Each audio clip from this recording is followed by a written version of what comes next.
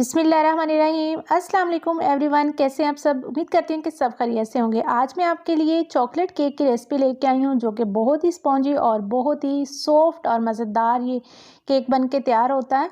अगर आप कम इंग्रेडिएंट्स में और बिना ओवन के और कम अंडों से कोई अच्छा सा केक बना के खाना चाहते हैं तो ये रेसिपी आप ही के लिए है। तो आपने वीडियो को फुल वॉच करना है। बहुत ही स्पॉन्जी और मज़ेदार सा ये केक तैयार होता है और बहुत ही कम टाइम में बना के आप बहुत कम पैसों में ये केक घर में इजीली बना सकते हैं। तो आपने वीडियो को फुल वॉच करना है। तो यहाँ पे मैंने एक बाउल ले लिया है। अब एक स्ट्रेनर ले लेंगे और आपने 1 कप मैदा ले लेना है। उसको हम छान लेंगे।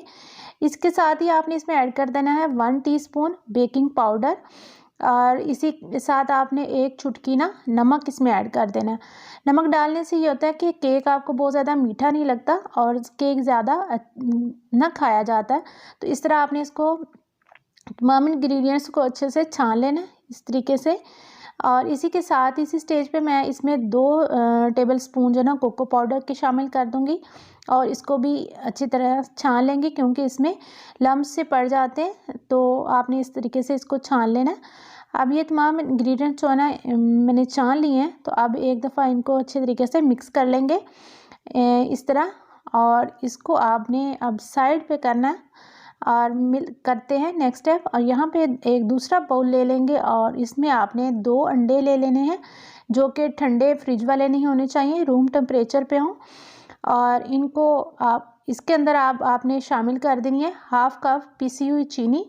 आप यहाँ पे जो चीनी रेगुलर आप यूज़ करते हैं ना वही ले लें, कोई आपको आइसिंग शुगर लेने की ज़रूरत नहीं है। बस उसको मिक्सी में डाल के अच्छे से पीस लें और इस तरह आपने इसको अंडों को और चीनी को अच्छे से बीट कर लेना है कि चीनी अच्छी तरह डिसॉल्व हो जाए और ये थोड़े से फ्लफ़ी हो जाएं और इस तरह इसका कलर चेंज हो जाएगा। 3 से 4 मिनट लगेंगे आपको इस तरह बीट करते हुए।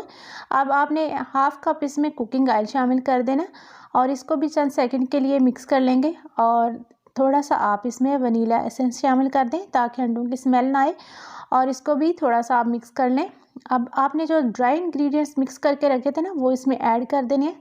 आधा मैं पहले शामिल करूंगी और इसको मिक्स कर लूँगी। आप कभी भी कोई भी ड्राई इंग्रेडिएंट्स जब इसमें केक के लिए बैटर में मिक्स करते हैं ना तो सारे इकट्ठा एकदम कभी भी नहीं डालिएगा। इससे मिक्स करना भी थोड़ा मुश्किल हो जाता है और उसमें गुठलियाँ सी पड़ जाती हैं।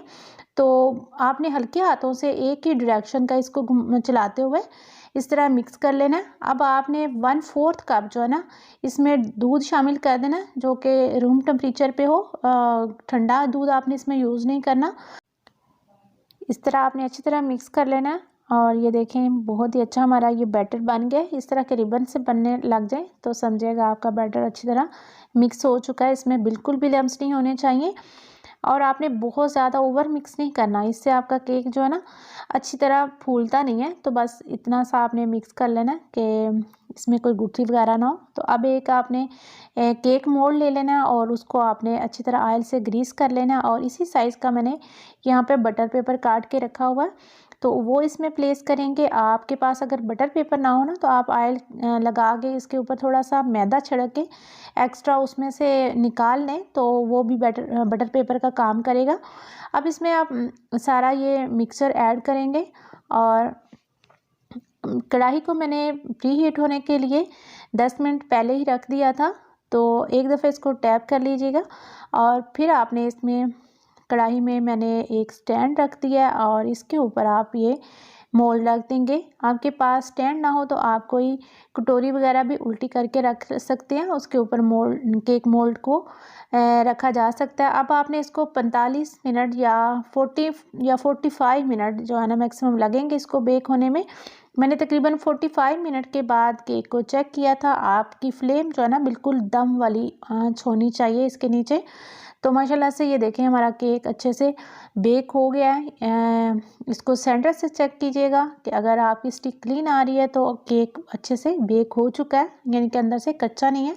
तो अब आपने इसको थोड़ा सा ठंडा करना है, फिर आप इसको डीमोल्ड कीजिएगा। इस तरह आपका केक जो है ना टूटता नहीं है, तो बहुत आसानी से ये निकल आता है। तो ये देखिए माशाल्लाह से हमारा केक बहुत ही स्पॉन्जी, बहुत ही शानदार और बहुत ही अच्छा बेक हो गया है। तो ज़रूरी नहीं है कि आपको ओवन की ज़रूरत पड़े। अगर आपके पास ओवन नहीं है तो आप इसको पतीले में या कढ़ाई वगैरह में बेक कर सकते हैं। बहुत ही स्पॉन्जी और मज़ेदार ये केक बनता है। आप चाहें तो इसको इसी तरह सर्व कर सकते हैं, लेकिन मैं इसको चॉकलेट इसके ऊपर लगा के इसका अच्छा सा फ्लेवर लाना चाह रही हूँ। तो आप इस तरीके से भी इसको सर्व कर सकते हैं। और यहाँ पे मैंने 100 ग्राम जो है ना क्रीम ले ली थी, जिसको मैंने ओवन में गरम कर लिया था। और इसके साथ ही मैंने इसमें 100 ग्राम चॉकलेट, डार्क चॉकलेट ले लें या आपके पास कंपाउंड चॉकलेट है वो भी इसमें यूज़ कर सकते हैं। और गरम जो क्रीम की हुई है ना उसके अंदर ये खुद ही मिक्स हो जाएगी चॉकलेट। और आपने अच्छी तरह इसको मिक्स कर लेना कि ये इसमें बिल्कुल भी लम्स ना हो और अच्छी तरह से ये जो क्रीम है ना और चॉकलेट मिक्स हो जाए। तो ये हमारा अच्छा सा बैटर बन गया। अब इसको ऊपर से थोड़ा सा प्लेन कर लेंगे सरफेस को, ताकि इसके ऊपर हम क्रीम लगा सकें। तो अब हमने ये क्रीम जो है ना इसके ऊपर और चॉकलेट जो है ना गिनाशे हमने जो तैयार किया था इसके ऊपर सारा स्प्रेड कर देंगे। और इसको आपने बहुत ज़्यादा ठंडा नहीं करना। अब ये अगर ये ठंडा हो जाएगा ना तो फिर मुश्किल हो जाएगा इसको लगाना, तो इतना स्मूथली नहीं लगेगा। तो आपने गरम गरम ही ये क्रीम जो है इसके ऊपर लगा देनी है इस तरीके से। और अगर आपको मेरी ये रेसिपी अच्छी लगी है तो ज़्यादा से ज़्यादा लाइक और शेयर कर दीजिएगा।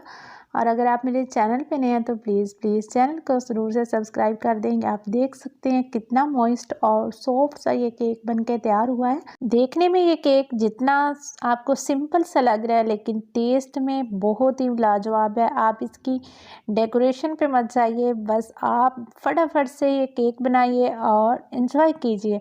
बहुत ही मॉइस्ट और बहुत ही सॉफ्ट ये मज़ेदार सा केक बना है हमारा। आप भी इस तरीके से बना सकते हैं घर में इजीली। और मिलते हैं नेक्स्ट वीडियो में किसी अच्छी सी रेसिपी के साथ। तब तक के लिए अल्लाह हाफिज़।